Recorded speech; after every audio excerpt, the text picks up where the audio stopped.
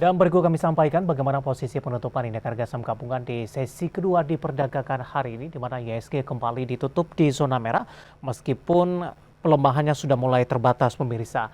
Di sepanjang perdagangan hari ini, indeks harga saham gabungan mulai dari sesi pertama hingga penutupan sesi kedua diperdagangkan hari ini bergerak di zona merah. Dibuka di sesi pertama pada pagi tadi di level 7.073.384 dan indeks harga saham gabungan sempat menyentuh ke level tertingginya di sepanjang perdagangan hari ini di 7.086.833 dan sempat menyentuh ke level terendahnya di 7.021.673. Sementara di posisi penutupan perdagangan di sesi kedua hari ini, indeks harga saham gabungan ditutup di level 7.086.236, mengalami pelemahan di 0,23%. Pelemahan yang terjadi di penutupan sesi kedua hari ini sudah lebih terbatas pemirsa, karena di penutupan sesi kedua hari ini merupakan level tertinggi di sepanjang perdagangan hari ini di 7.086.833. Indeks harga saham gabungan bergerak dominan di zona merah setelah pada perdagangan hari sebelumnya sudah mengalami penguatan signifikan,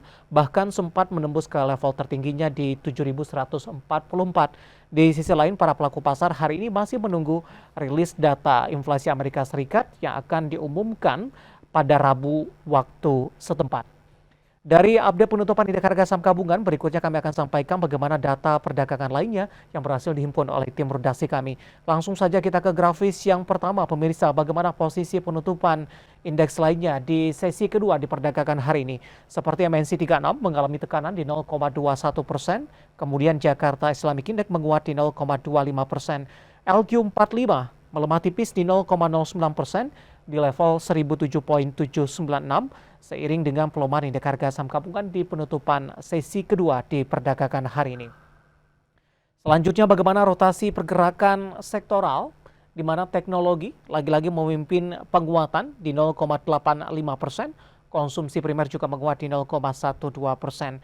Sementara kondisi berbeda terjadi untuk sektor transportasi dan logistik yang pada perdagangan hari sebelumnya memimpin penguatan menopang indeks harga saham gabungan, hari ini mengalami koreksi yang cukup dalam di 1,15%.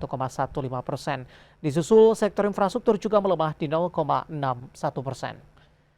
Saham-saham yang mengalami penguatan signifikan yang masuk ke dalam deretan top gainers di penutupan sesi kedua hari ini.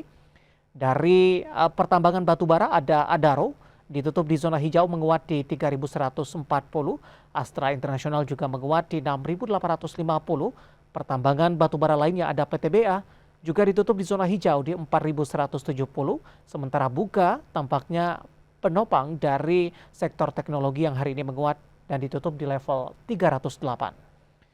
Sementara posisi saham-saham yang justru mengalami pelemahan yang cukup dalam di penutupan sesi kedua di perdagangan hari ini yang masuk ke dalam deretan top losers pemirsa.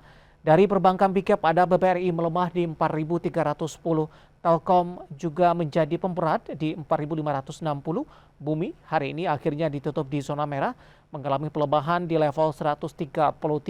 Kemudian Antam hari ini juga berbalik ke arah mengalami koreksi setelah mengalami penguatan di perdagangan hari sebelumnya dan ditutup di 2.120.